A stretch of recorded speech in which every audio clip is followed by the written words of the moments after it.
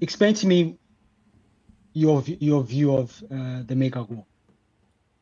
So essentially, right now, there's a spiritual application to Ezekiel Mm, 37, 38, 39 happening, yeah. and that's what we would call World War III. Mm, But the literal one is going to happen at the end of the 1,000 year millennial reign in Revelations 20. okay. So for me, when I was younger, I used to see it that way. Now, it doesn't mean I'm 100% right, but it's only because as I was getting older, there's some things I started taking more seriously when it comes to, especially when I started reading the King James. And f I see the Magog War in Revelation 20 as something that happens during pretty much the millennium. And then I see the main one, a physical one, because you call it spiritual, and I know what you mean. You say spiritual, but when I see the events now, I can see Ezekiel's version happening first, and then later on another war happening. If you get what I'm trying to say. So, just to clarify what Yeah, I'm talking about starts now, soon, and then the question is whether the pre-tribulation rapture happens at some point. I don't know if we're gonna see that World War III, if we're gonna experience some tribulation of sorts, because the world is waiting for the Antichrist to yeah, yeah. bring in false peace, and so essentially there needs to be a need for the Antichrist, and I think some type of war instability is part of that. And then when the Antichrist shows himself, we get raptured. Mm, Second Thessalonians chapter 2, and mm, then that kind of continues. Um, like he might bring some stability, but eventually it kind of continues during the tribulation, and then the yeah. Great Tribulation. So I would Okay. consider World War III going from like now until the Great Tribulation. Mm, okay. And then so I don't know if you mean that, or if you mean there's going to be another one during the millennial reign after. So basically, okay. So obviously, when you go, you know what? Let me share my screen. Actually, how do I share my screen? So the reason why, for me, I feel like because obviously I agree with you. I don't know if we. I don't think we might experience maybe some of it, but probably might get left away from. Like that's something that I think every Christian who believes in pre-trib rapture, you can have your own little Yeah, it's called like idiosyncrasies. It's like it's yeah, not fundamental, the little differences. yeah, it's not fundamental. Like we Yeah. could rapture and this could happen like a year, 2 years later, blah blah blah. Who knows? Yeah, But the reason why I feel especially in dispensation, sometimes mm, it's mm, not clear cut change. Yeah. yeah. So the reason why I take this more literal is because when I see, so for example, here, as you can say, you see, it says, so when I see how obvious he names the, Japheth's sons, which is Gog, and then I have Gog and Meshach, Tubal, like there's a quite obvious sort of like outset of what God's talking about. The reason I'm saying this is because, so for example, like if you come down to like here, it mentions desolate places that are now inhabited, right? So we know that Israel used to be desolate, right, before they came back. And it says the people that are gathered out of our nation, out of all nations, right? It's here. So it's like when I see things like this, for me, I feel like it's more literal. And the reason why I say that is because right now, when you look at the world events and you see how Israel is in this sort of like state of war, and there's so much propaganda pushing to pretty much destroy them, right? Yes, this could potentially happen maybe further in when we're gone, but I see like the horizon lining up with just all the events, especially in Lebanon, Syria, and all that stuff. Like there's certain things that I feel like are coming much closer to the so-called World War III. Because even though it's like even I should say like unsafe people, I always talk about World War III. Oh my gosh, World War III is on the corner. Blah blah blah blah. Israel's causing World War III. Like they're always blaming them about everything that happens in the war. Like yeah, it's their fault. they're the ones who rule the world, blah, blah, blah, blah. You know, I'm sure you've heard all that before. But it's like when I see this particular, so if I start from here, right? So you see Gog, land of Gog, Meshach, Tubal, prince of, these two here, and then you got Persia, which used to be obviously, which is Iran now, Ethiopia, Libya, and then it mentions all the bands. So it's like Goma. Apparently, if I'm corrected, this is supposed to be no. Let me check my notes quickly. I can't remember this now. Just give me a second. So what you're saying is, because this is happening now, essentially, uh, it's literal. That's what you're saying. I understand that Yeah. So for me, this feels literal right now.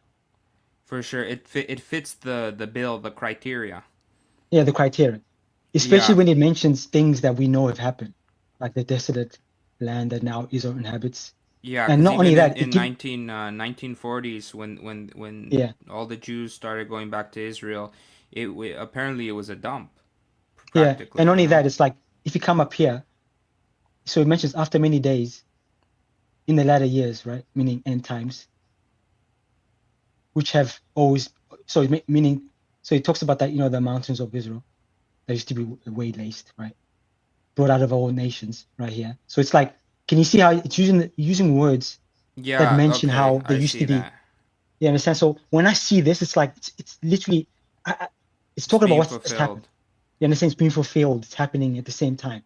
So it's like, So Karen, I guess one thing I would ask you, if because you know how in these books, sorry, yeah, which book are we looking at right now?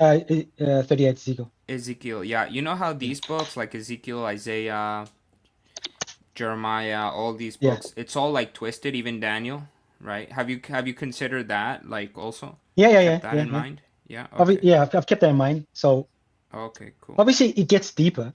I'd have to. This is why I feel like I have to pretty much sort of, even after we talk about this, I'm gonna have to really just Well, line it well, up one, one, perfectly. one, one thing I have noticed is, Yeah, even though some names of countries may change or whatever regarding yeah, Gog yeah, and yeah. Magog, those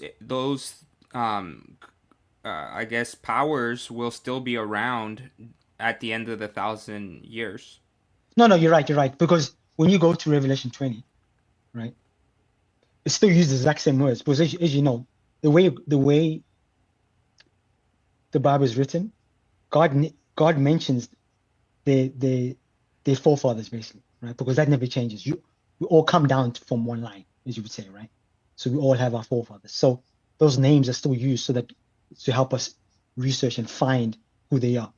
If you get what I'm trying to say. So it's like we know those don't change. That's all we have was like Omar, Togma, and all that stuff, and Gog, which is basically Gentiles, right? If you go back to like Genesis 10, sort of gives you like the sons of remember correctly, sons of is it Noah or the Yeah, three sons? yeah, So yeah, for Japheth, yeah, sure. yeah. Shem, Ham, and Japheth. So and then another thing as well is when you look at did I even highlight it here? Oh yeah, so now this is the part where I feel like it gives us a hint. Now this is what I feel like is a hint, but I don't know. It doesn't mean I'm correct. Right now, Israel is fighting. You can it's not at peace, but it says here. Where's that part? Where is that part? I think I'm probably skipping in my mind right now. People in the latter days. Oh, sorry. So if you look here, right? So here it's mentioning a scenario where when they gather around Israel, they seem they seem to gather in one spot. Then it says, "Thus saith the Lord, it shall also come to pass that the same time shall things come into mind, and thou shalt think an evil thought."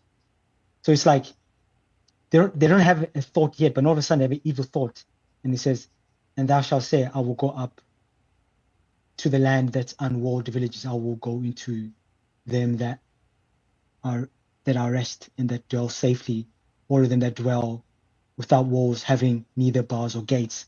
So this here, I feel like is a hint to tell us that the current war that Israel has, they will clean it up and basically be at peace again. So can I show you one thing that kind of worries me about Israel? Like I hope Yeah. that's the case, right? We all want Israel to win, right? Yeah, yeah, show me, show me. But I see there's a verse in Isaiah, Yeah. and it seems like they're going to win for a quick moment, and then they're going to lose, No, no, yeah, yeah. That comes later. Yeah, yeah. and then when they lose, the Antichrist, whoever's on the Antichrist side, basically thinks they won, but then the Antichrist turns on his own. Yeah. Uh, um, and yeah, and then the other thing too is like, how there's prophecies about things kind of alluding to like bombs, like Yeah. I think it's in Amos where it says like every the eye sockets of Oh, people it's will in like melt and Zechariah. whatnot. Zechariah. Zechariah, okay, and then so this winning that you're talking about could even be implemented that way at some point, couldn't it, by Israel? Yeah. So let me because obviously I'm going to paraphrase because Okay, sure, obviously sure, I have it in my mind. So basically, the way sure, it is, sure. is Israel right now is fighting Hamas and Lebanon and some of these, as you say, Sunni slash Shia Muslims, right? They will win, get to a point where they feel like they're at peace. During that time, the world is going to hate them for everything they've done, right? Yeah, They will gather as a nation. So I'm paraphrasing now. They're going to go somewhere to the north, not planning to attack Israel yet. Then when they get there, that evil thought comes in. Because Israel is at peace, they come in to try plow them.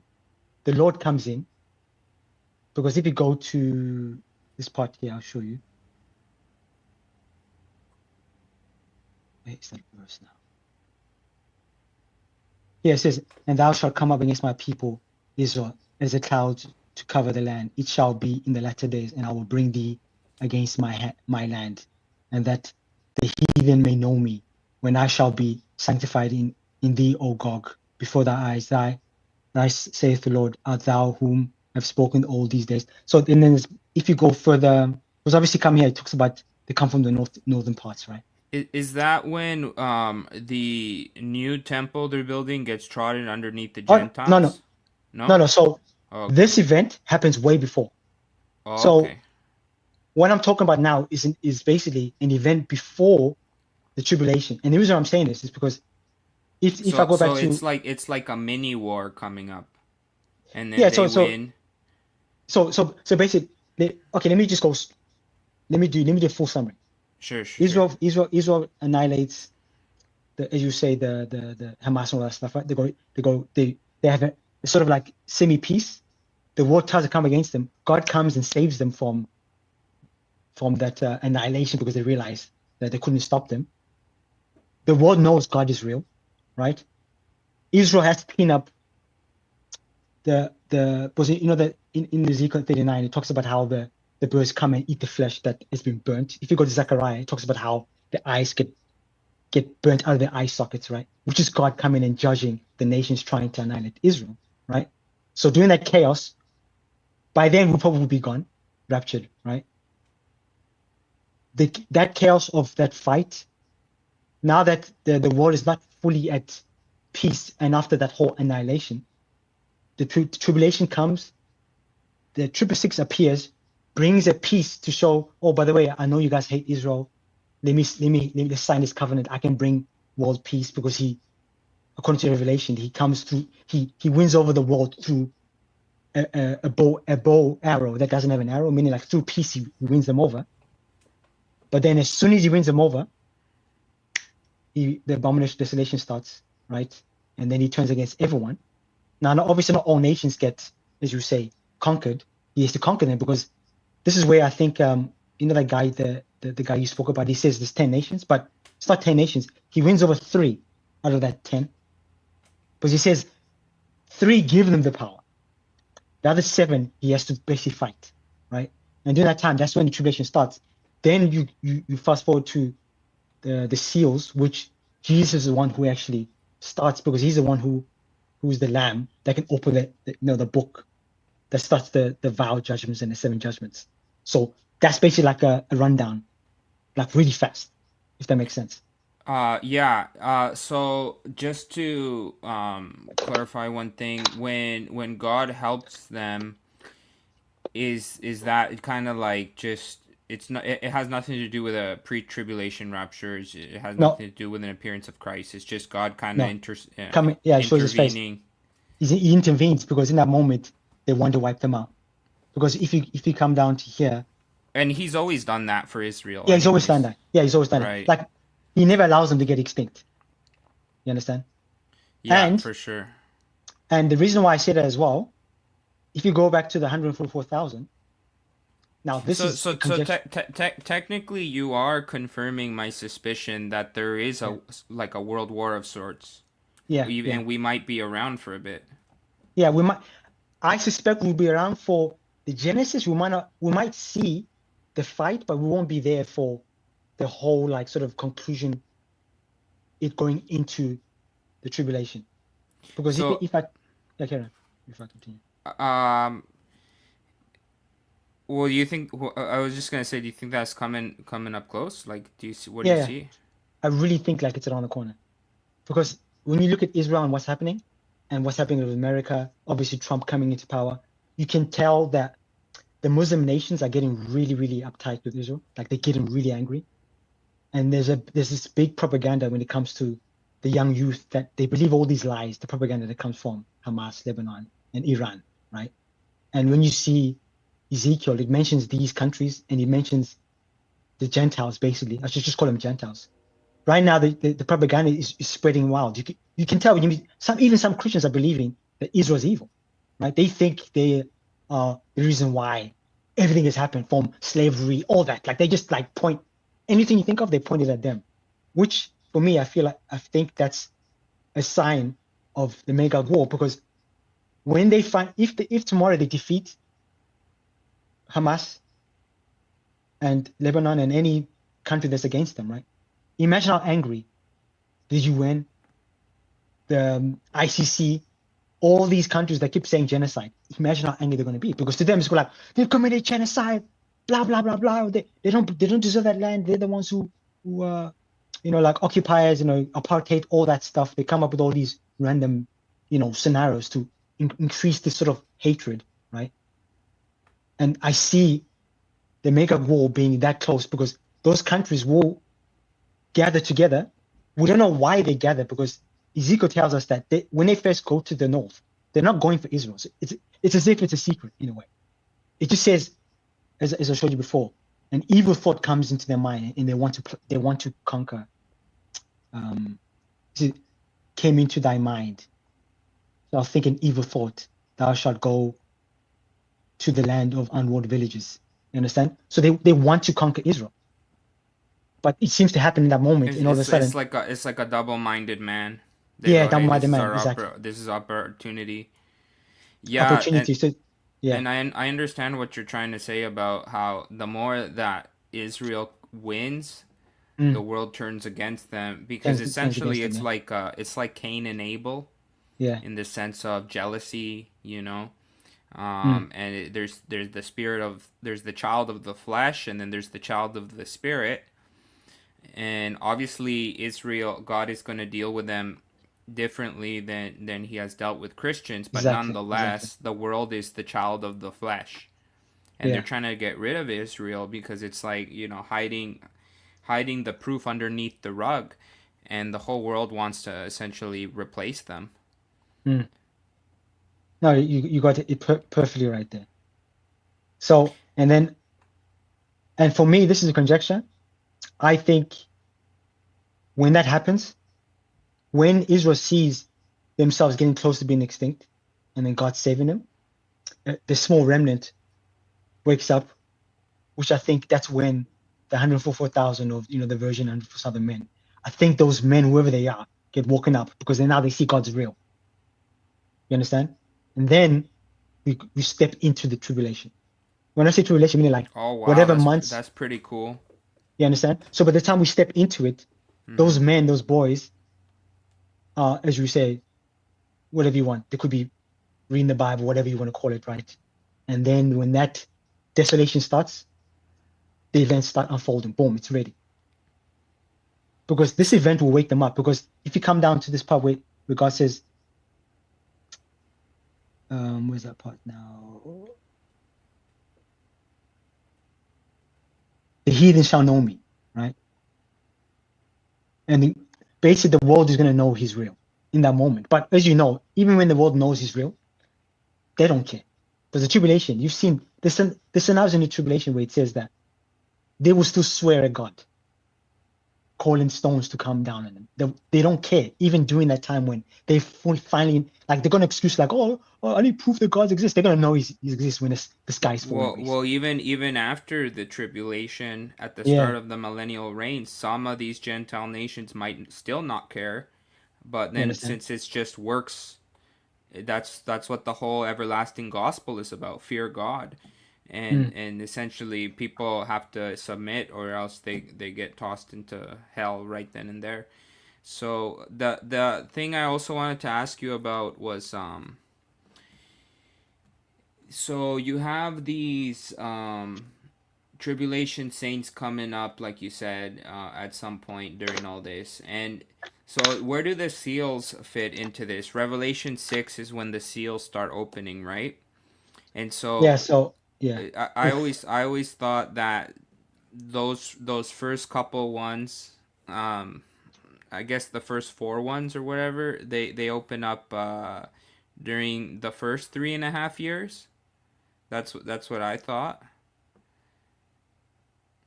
Now, let me get the screenshot. So Oof. there's the tribulation, which is the first 3.5 years, and then there's the great tribulation, which is the other 3.5 years. So I used to think all that happened like that, but if you remember correctly, hold on. Let me first find the screenshots because Sure. it gets let me get the screenshots now. Oh gosh. Sometimes I know I never get Did God just reveal this to you, or did you no, no. hear this at all from anybody? So there are three guys I follow, because after my walk I came, I've listened to from John MacArthur. I've listened to so many people. Some from my mom's side, I've heard so many different versions, different ways. Yeah, yeah, yeah. But now there are three people I watch now, right? And one of them, I wouldn't say I, I believe they're all saved.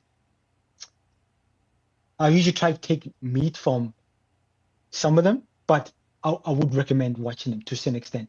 There are some areas I feel like they're not perfect, but the reason why I follow these three is because I've noticed that when we are learning from, as you say, followers of God who've had time to research and stuff, is that we get opportunity to see a bigger picture, and then you can just grab and say, okay, he said, and all King James, by the way, all of them are King James. You can sort of grab and see where is everything lining up. So have you ever heard of Greg Miller? No, I gotta look these guys up. So Who else? Gregory Miller from BBF Ohio. Okay. He's not on YouTube anymore. I think he got banned. Oh, they kicked him um, out. yeah, he when I used to Oh, watch it's him, he it's was alright. I've been kicked out of churches too. yeah. So he used to be on YouTube, but he's no longer there. You can find him. So Gregory Miller, right? Another one called Brian Dellinger. Have you heard of him? Rings a bell, So but I Brian think that's Brian a popular name, anyways. yeah, it's a popular name. It's Brian Dellinger. He's from KJV Ministries. So Brian Okay. Dellinger is really good. Oh, that guy. I So know the only that problem with him, guy. Yeah, tell me, please. the only problem with him, I would say, like, when it comes to when it comes to tribulation, when it comes to KJV only, he's an expert. Like, if you want to get all the information, all the understandings of how to prove the KJV, but he's done a full study on that. 64,000 manuscripts that have been changed. I mean, like, all this stuff. Like, he's really good at that. And doctrinally, he's good at a lot of areas. There's some parts I find he's a little bit off, but as you know, Not everyone's perfect. No one's perfect. Every man is infallible, right? Yeah, for sure. And then another guy is But Marco can you just give me, oh, sorry, tell me the third guy. Yeah. Marco Pearl. Michael Pearl. Yeah, I listened to Michael Pearl, and Marco Pearl is really good. Pearl probably takes the approach about Ezekiel Yeah, yeah. 39 the way you do, right? So yeah. So Marco Because I've heard Pearl's him. I've heard him yeah, talk about this. yeah. So Marco Pearl's way for me is one of the most like I love the way he because I remember watching one video where he said he would buy a KJV Bible, slice out all the verses of a particular subject. Let's just say he wants to research, as you said, first fruits or repentance, right? He will find all verses and cut them out. This is in the past. Obviously, now obviously you've got computers, but he mentions back when he was younger, that's how he used to do it, and just go through Yeah, every reference. So I love him for that. So yeah. because of these three It guys, shows a man that put in the yeah, time and the put in the effort. time.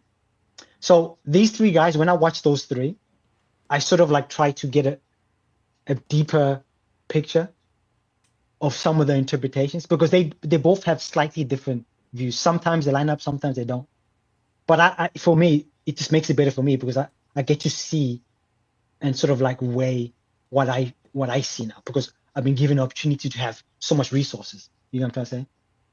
And to be fair, I'm not gonna lie, like Marco Polo does nail a lot of stuff. Like the way I find that he's sort of like when it comes to this part, his interpretation of how he explains why he came to his conclusions feel more solid. You understand? Because I feel like I can go back and go, okay, I see what you're saying. You understand? But otherwise, those are the three. So that's how I sort of like see something. So for example, the 144,000, I got that because I've watched so many of these, I've watched these three guys, so I can see they don't mention this, but I can see like, okay, something has to wake up these 144,000 men. This event must be it because God, for the first time in history, God saves Israel in front of the whole world. And then Everyone gets to see. what you have in I think it's 37. It's that waking up also starting, Yeah, right? So yeah, it's yeah, kind of related to these chapters. yeah. And So, obviously, I kind of sorry. well, I just wanted to hear your take on when the seals Oh, open, whether oh, well, they, yeah, sorry. yeah, no worries.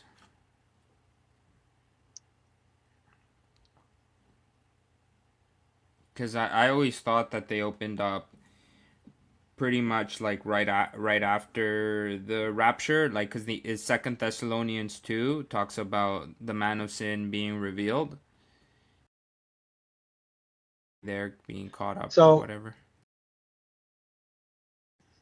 to be fair, Marco Polo does he mentions a lot of these. So chapter one is the seals overview. Chapter two, the seven trumpets. Chapter three, thunders. Chapter four, seven vials. And then And this is Michael Pearl's book, or how? yeah, Marco Polo's book. If you buy Marco Polo's what's it called? I'll get you the name. I can't remember which book it is exactly. There's a book where he breaks this down because I Because used to believe yeah. I used to believe like what was it? There was a guy sometimes people like oh yeah, there was a guy called Ivan Baxter, but he was more of a post-trib to be fair. Some people got this interpretation where they believe like the tribulations already happened and Iran is like the colors or the flag, the Okay. no, there's some people I used to think that way, but now I'm realizing that Revelation, the way it's written in such a way where it can look confusing, but the Bible has this way of like it will summarize an event and but that can throw people off. Yeah, like I've heard Michael Pearl talk about the seven thunders, seven Yeah, trumpets. I think there's seven vials, right? yeah. And you know, like I didn't write it down when he was talking about this, but he laid it out real nice. How, for example, um, just off the top of my head, like some of these chapters are summaries, but eventually it's a whole section. So like up Mm, to chapter something up to chapter 10 is probably one section, and then I think there's a summary, maybe partially at least, in Revelation 6. So between 7 and 10, off the top of my head, would be one section, and I forget which 7 is mentioned there, whether it be the thunders or the trumpets or the vials. And then 11 would be a summary, and then Yeah. 12 to another point is Mm. another section, right? Because he says, if I remember correctly, he says that the sixth seal, a lot of the stuff happens in the sixth. You've got seal 1 to 6. Then the seventh seal has things inside it It doesn't show up till the later, end, and that right? has things Yeah. inside it. It has So trumpets. It has it repeats thunders. itself. Yeah, so it's like it's broken up in a certain way, and I think was But a lot of this is happening at the same time, right? It's yeah, just the last seal doesn't happen till the end, like in Revelations 19, yes, the or stuff when. like that. Yeah, yeah. I'd have to go back again. Yeah, Yeah, yeah, yeah. yeah. So it's like it's because the number one thing that I think people struggle with as well as you mentioned, a lot of it, as you said, is just talking about Israel.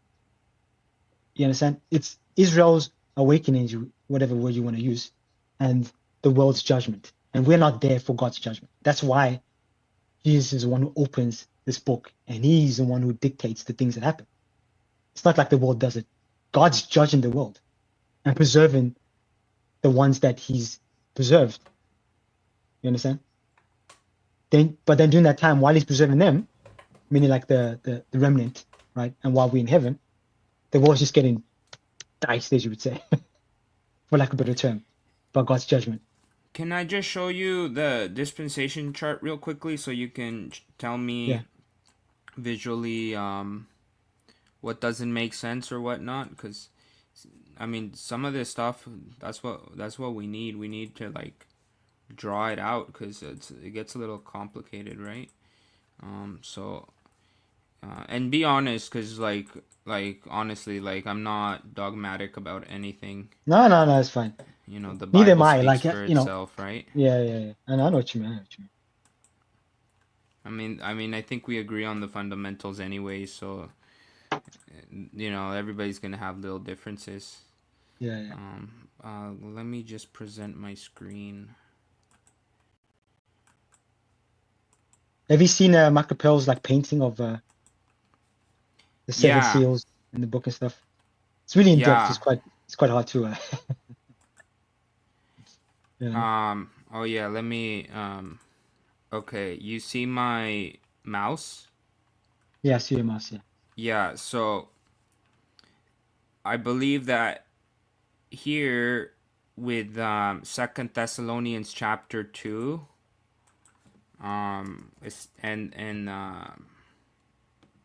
so give me 1 second. Let me show you there in Second Thessalonians chapter 2. So it says, "Now we beseech you, brethren, by the coming of our Lord Jesus Christ, and by our gathering together unto him." And then it says the day of Christ, so that's the pre-tribulation rapture. And it says, "Let no man deceive you, by that day shall not come except there come a falling away first." So that's apostasy of the church, or of everyone in general. And then the Yeah. man of sin be revealed. So I always thought, kind of we're here right before the pre-tribulation rapture. And so the Antichrist just has to reveal himself. And because of that, that would be Revelation 6 and Matthew 24. And that would be the first seal, the white horseman. And then, so, I mean, around here, I would say a lot of the stuff you're talking about happens. The Gog and Magog stuff. Yeah. But I don't know if that's what you're thinking or if you're thinking it differently. Um yeah, I mean, for me it looks fine because wherever you put the rapture, it's still like as you said, an estimated guess. We could potentially be raptured now, and then all of a sudden everything else happens, or if we could see some events happening and then boom, we get raptured. Because and another thing as well, Like, technically, I should put war here. yeah, like Like you could put like apostasy slash war. war, yeah, Because the reason why I think peace is needed is because of the stuff you're talking about, right? yeah. Peace is they're gonna need peace because of that. After that Right. whole mess, He comes in and just goes, "Don't worry, I'm gonna fix everything." And because of his lying wonders, because imagine if let's just say what I say happens is true, right? It happens Mm-hmm. in that event. How easy would it be for the Antichrist to fool everyone when he brings, when he fixes everything? Watch me heal the world. Everyone's will be like, "Oh my gosh, this guy's Jesus, right?" They will literally Yeah. see him as Christ. He's gonna say that. Because think about it. He's gonna fix the economy. He's gonna fix people's hunger and all that stuff. Like he's gonna do things that people have never seen before. Like you need an event like that. Because right now, if he appears, it's not like everyone's gonna be like, "Oh, but when things are dying, right? Mm-hmm. And he comes in and he sort of fixes the issues of the world. He brings peace to the Gentiles and to Israel, because obviously he fools Israel as well. But Mm-hmm. they sort of like, I know everyone says it's a peace treaty, but I don't think it's a peace treaty anymore. I think it's a covenant, just like God. The devil always mimics God. He won't do it the world's way. He's gonna do it With the God's way. mark, the mark is the covenant, the mark of the Yeah. beast. Um, he's gonna he's gonna sign a covenant with Israel because obviously he has to. But you need to remember, he wants to wipe them out. He needs them wiped out for them to never call Jesus ever again. So there will be a covenant between him and Israel that he eventually breaks.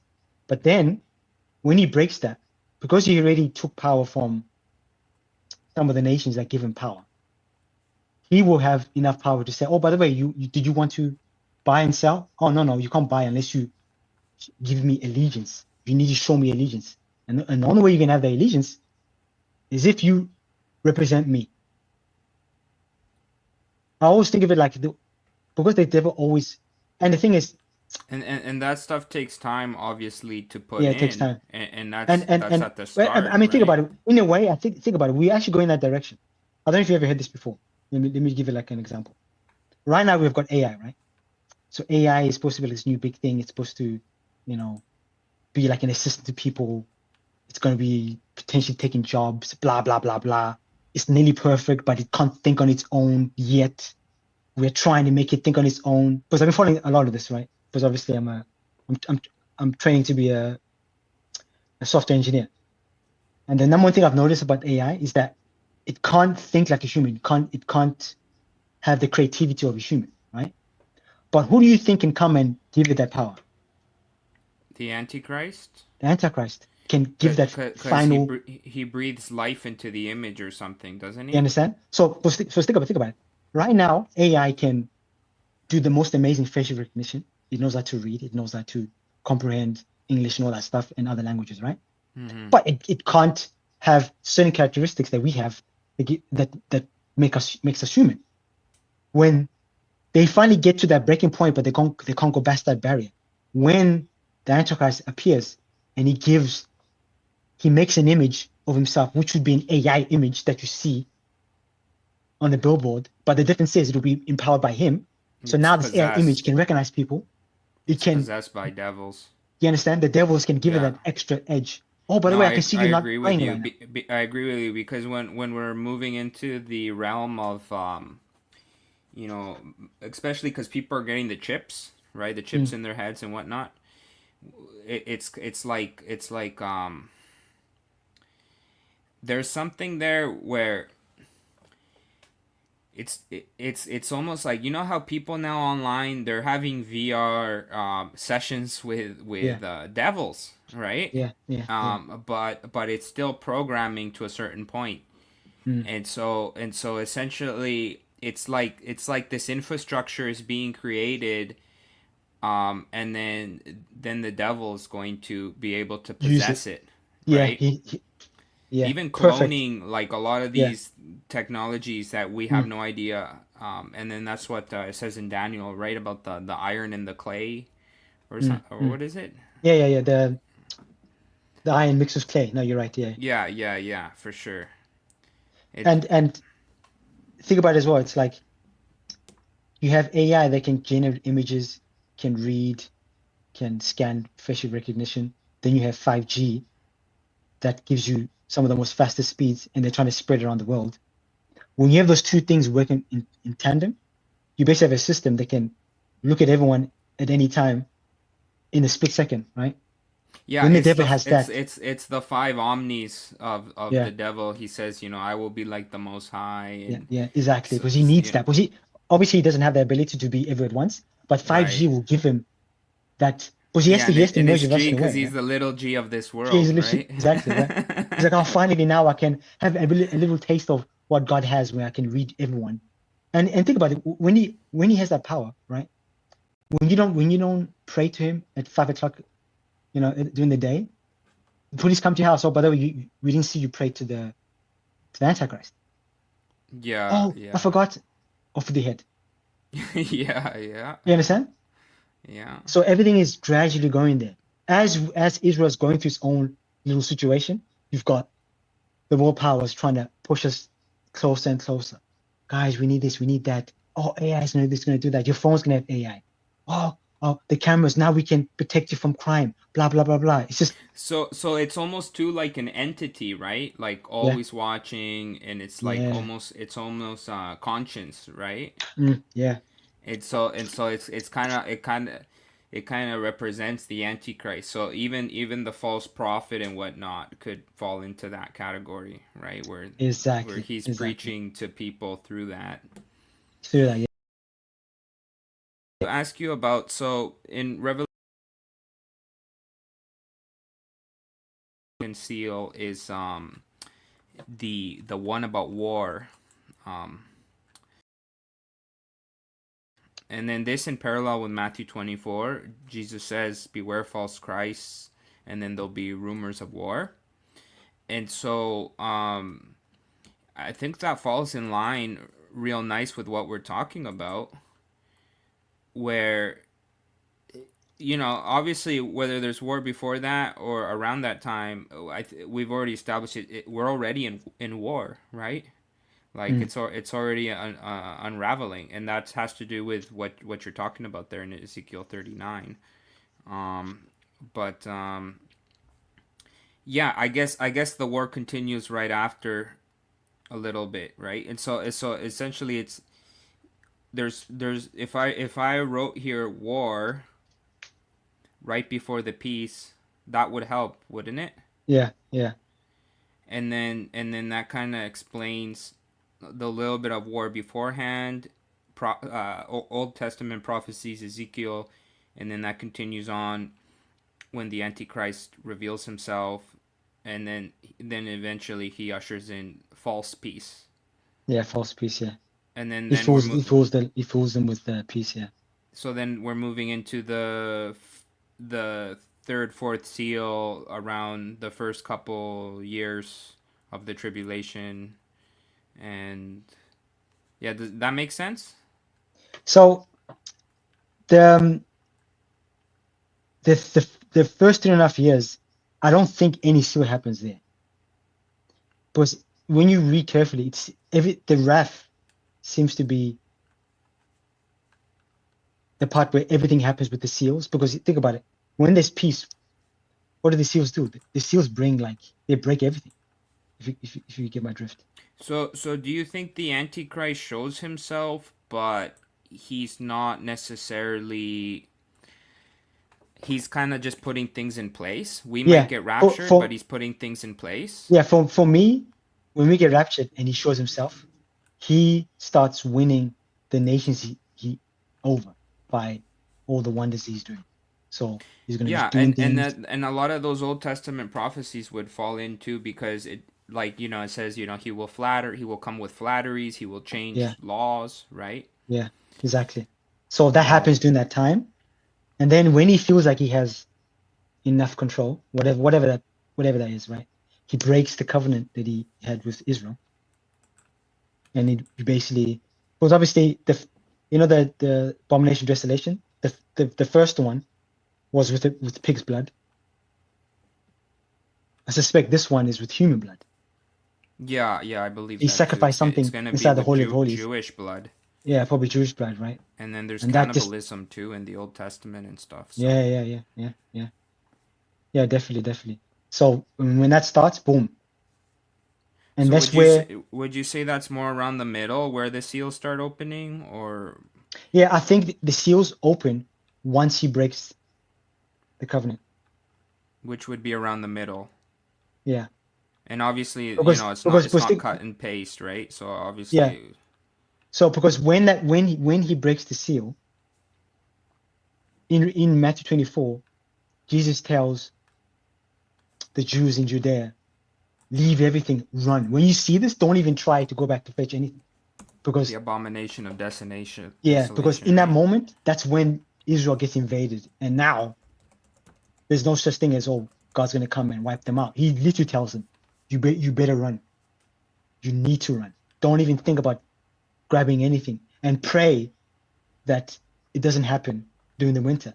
So there's a chance that God can actually allow this to happen when it's not winter. Yeah, yeah, no, no, I agree too. Because then what I was describing there about, I think it's Isaiah 14, where it looks like, here, I'll just show you real quick because that's on my mind.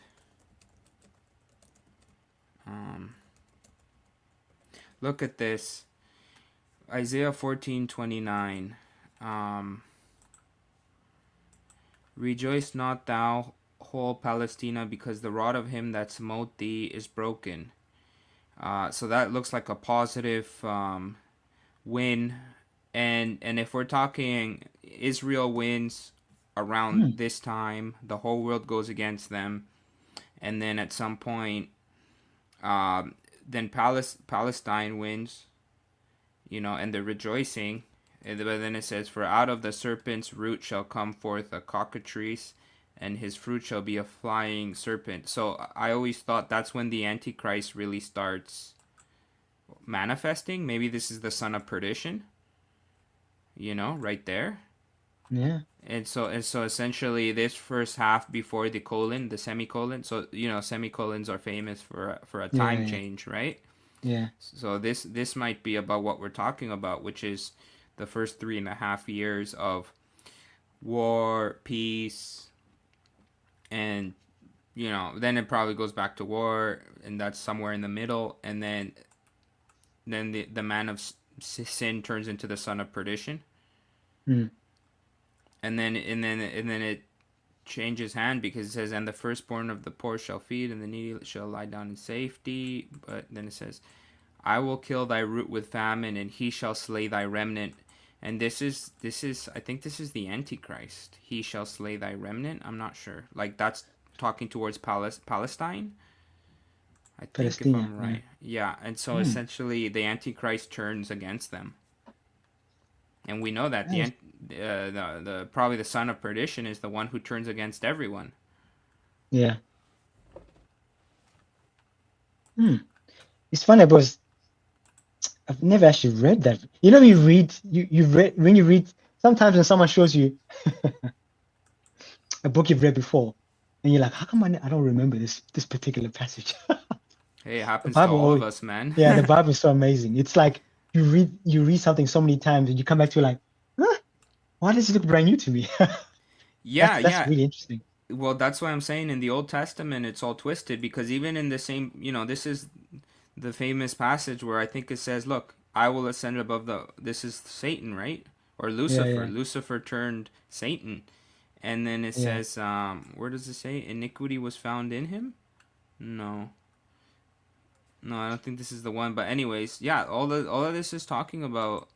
Well, some Yeah, some of Lucifer. this here is talking about Lucifer turned Satan. Yeah. Um, right? Look, all this. Oh, Lucifer, yeah, son of morning, yeah, yeah. Yeah, and if it and that's the he wants to be like the most high, and Most that's High, kind of what yeah. we're talking about, the 5G. Yeah, where he's trying to get us up to speed so that he can have enough power to control Right? us. Yeah, yeah, Omniscient, yeah, fake omnisciency, yeah. fake omnipresence, fake Mm. omnipotency. Um, I think there's one or two. Yeah. So, wow. So you actually helped me quite a bit because See, I think you already know this about me. I'm kind of just trying to teach a streamline overview of things because, especially a lot of these people I'm coming across online, they don't believe Yeah, in dispensationalism or there's yeah, yeah, pushback. yeah. So There's a lot of I'm pushback. so I'm kind of just trying to like hammer the obvious overview Mm, so that mm, I can see if it sticks or not, right? And yeah, then also it's kind of like early on discipleship so then that they can continue the work themselves because we can't read the Bible for others, right? yeah. True. No, you're right. And even this service you're giving me, I got to go back to the Old Testament, and it's a big book and I have to read all of that again and keep this in mind, right? Mm, um but I'm thankful because what that insight you have is it's a mature insight, and this is why the body of Christ has to come together in a healthy way and have these conversations, because when it comes to this, you're at a more mature level than I am. I wouldn't say that I wouldn't say that the book of Revelation is my strong suit. Yeah. yeah. I mean, I would. The only reason why it probably makes more sense to me now is because there's one thing that, as much as it's annoying, but my mom and dad obsess about the end times to the point where I feel like it's to their detriment. Like they don't really expand to other areas. My dad just watches everything end times. So maybe that's what helps me sort of like get used to it. But in a way, I will say that right at the beginning, when I was still young, when they used to believe in post trib, that scared me away. When I was a post tribber, as you would say, because I didn't know it was post trib back then. I was like, what? I'm going to be sliced and diced for Christ? There's no way there's no way I'm going to do that. So I used to run in my teenage years. Didn't want to hear nothing about Jesus. Didn't want to hear, like, if Jesus was talking about end times, I didn't want to hear it, right? Until I came across, my dad was watching this guy called Chuck Meister. Yeah, yeah, You heard of him? yeah. Chuck When Missler, yeah. he one day watched one video and he mentioned the pre-tribulation rapture, and that piqued my interest, and that's what brought me back. Because deep down, I knew, why would God judge me when He died for my sins? It didn't make sense. It's like someone to go through like He's gonna beat me after dying for my sins. It's It it's didn't make sense almost to me. it's almost like a different Jesus at that point, Yeah, right? yeah, And obviously the Lord is doing it for the Jews, for his own people, right? yeah, yeah, But they rejected that now. So that's why, and yeah, it's needed. yeah. They have to wake up. Yeah, exactly. And based on it's funny enough because you would think most Christians, even the ones you debate, would see it. What's the biggest trend when you look at the Old Testament? The Jews always seem to fall back into idolatry and sin, and God keeps coming back to wake them up because He has a promise to fulfill. So it's the same thing. Revelation is basically that. It's okay. I need to wake up the remnant because I promised your forefathers something specific that's going to come from your lineage. I, I don't You wanna I understand? don't wanna spend too much time on these things just because I know you're a Yeah, busy guy, but I did wanna eventually also get your take on the New Covenant and how it's different than the New Testament, and how I want to start associated that with the book of Hebrews and the book of James, and the book of Revelation, obviously, because that's kind of the easiest way to um, get some people understanding that those books yeah, are not all Christian, right? You got to rightly divide them. You know yeah. about the new covenant, and essentially has to do with Hebrews 7:14, where the tribulation saints have a faith and works gospel, and they cover the robes in the blood of the lamb, signifying faith and works. So I know that, but I don't have a name for it. So when you say it that way, like I understand exactly what you're saying, but I've never looked at it in those terms as you would say. It literally takes 2 minutes. So they're clean, right? They wash the robes in the blood of the lamb. So obviously it's faith and works during the Revelations. Revelations 15:3, they sing the song of Moses, and then they also keep the commandments of God. to like Hebrews talks about the new covenant. So let me The screen is here. still sharing your Oh, sorry. yeah. Let me just Hebrews third covenant.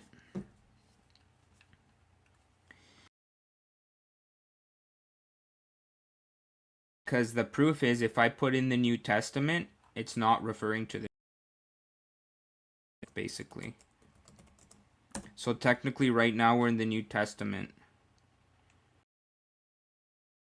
The Lord's Supper, it has to do with what Paul talks about, and it has to do with what Jesus fulfilled there, the redemption of the Old Testament sins, uh, regarding him descending and bringing up the Old Testament saints.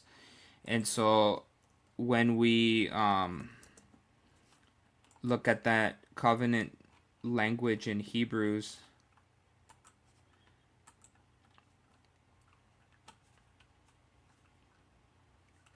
it really starts opening your eyes to, although obviously some this is talking about the tribulation saints, and that makes sense because some areas like one that can't be Christian, but is the chapter where it connects it to Jeremiah 31:31, which is Hebrews 8. Look, it says he will make a new covenant with the house of Israel and the house of Judah. I will put my laws into their minds and write them in their hearts, and I will be to them a God, and they shall be to me a people. And that's regarding Jeremiah 31:31. And it's somewhere else in Jeremiah.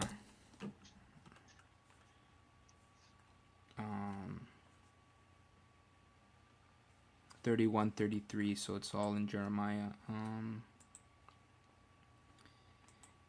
Yeah, see all this, Jeremiah 31 to Jeremiah 31:33, that's what it's referring to.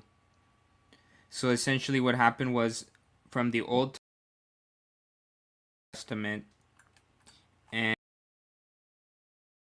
age happened somewhere because obviously of what happened in the book of Acts. It transitioned from Jews to Gentiles, so probably around Acts chapter 7.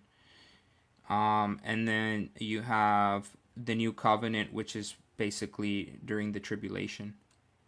And I think this is important because it's associated with the blood of Jesus. Revelation 7:14. And that's before the everlasting gospel in Revelations 14. So the new covenant is really just for these tribulation saints, and it's really for just the tribulation. And it kind of makes sense with what we're talking about.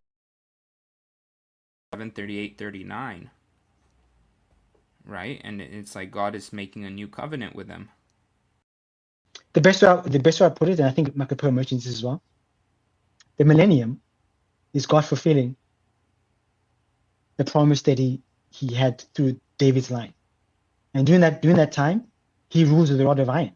He doesn't have to rule us. We've gone through the test of the world, right? Yeah, we'll obey anyways. So whether we're under the Jewish laws or not, or whatever, we'll obey. Exactly. Whereas the tribulation / people going to the millennium, right?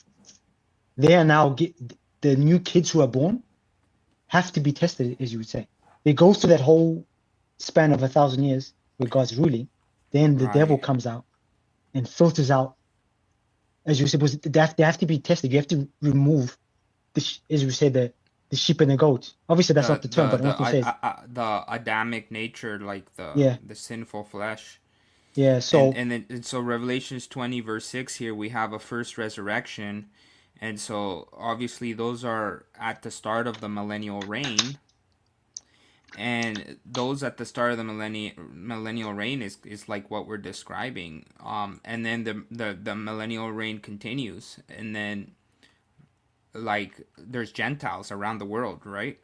Like Yeah. what we're describing, and then they have to become Jewish, and they have to do faith. Sorry, not no longer faith. Jesus is on the throne in Jerusalem, so it's just works, Yeah. It and just works. that's why I'm saying like that.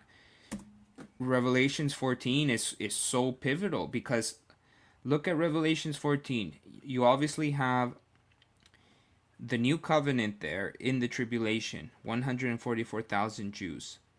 And then you have Jesus making an appearance. So essentially, Moses and Elijah led them to Jesus, and Jesus is going to post tribulation rapture them. Um, and then you have in between here, I guess you have the everlasting gospel being preached, which is for the start of the millennial reign. So essentially, this is for the Gentiles who are still around after the apocalypse and Armageddon. And then you have here, I guess it is more mixed than I thought, but where do you have? Oh yeah, look at Revelations 14:14. You have the post-tribulation rapture, and then this is also connected to Armageddon. This is when Jesus shows himself first to the world. It says, "Every eye will see him, even those who pierced him." And in Mm. Matthew 24, he's sitting on a cloud, Yeah. and he thrusts in the sickle. So he thrusts in to grab his first fruits, and then he continues to the winepress of the wrath of the Almighty God. See, look at Revelations 14:20. And that's the day of the Lord there. That's also Armageddon, Revelations 19. Mm.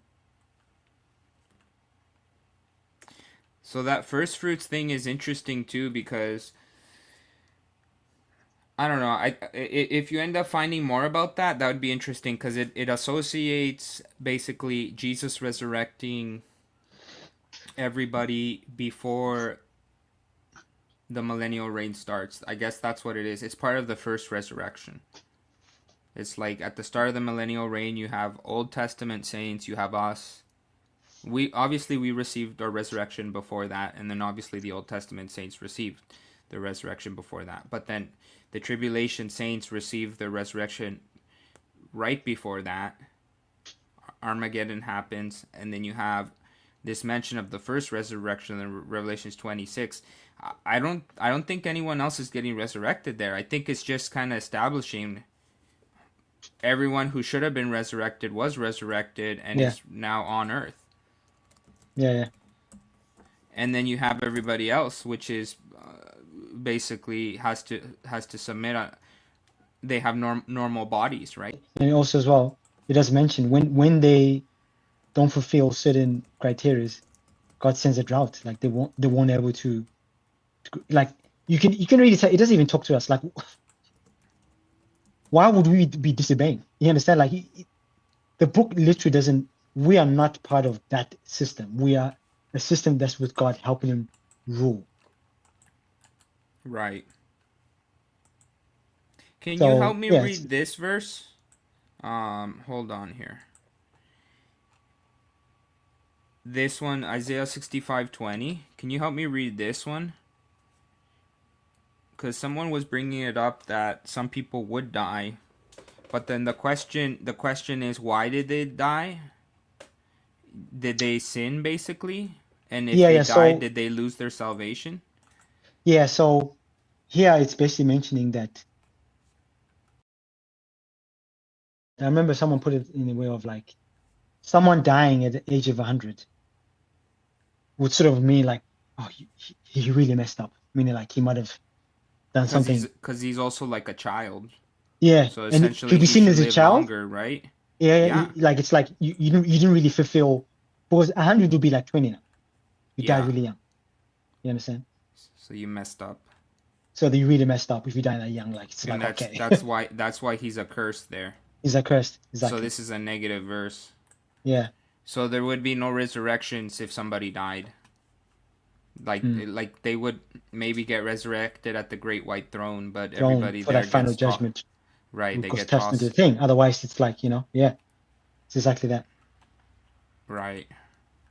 Because I've noticed a lot of Isaiah and all these other books, they have snippets of explaining things that are confusing in Revelation. You always have to just go back and find them. Like they just really explain things, and this just gives us one of many different things about what happens during the millennium.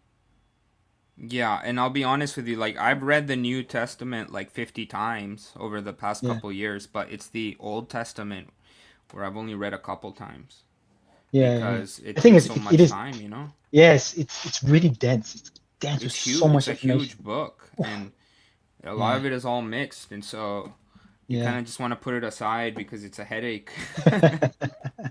But at the same time, it's like it's where you get all the gems. Yeah. Like a lot of people get confused because they stick too much on the new, but you need the Old Testament to really enlighten the new, and then the new will enlighten the old. It's like back and forth.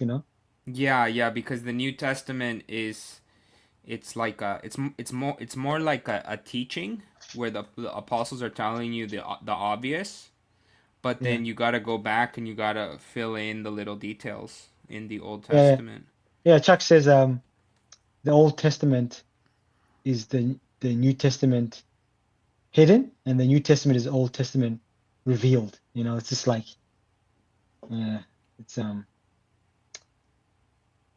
Yeah, for you can sure. always tell when you talk to someone if they've not been in the Old Testament because they just stick to the new too much. Yeah, but what about this? What about that? It's like, yeah, but there's so much more that expands on what you're talking about. And I've noticed Yeah, even your discussions as well. When you go to these type of verses, it just goes past their heads. You know? yeah. Well, the issue is that I'm coming across a lot of people who they should just stay in Romans to Philemon.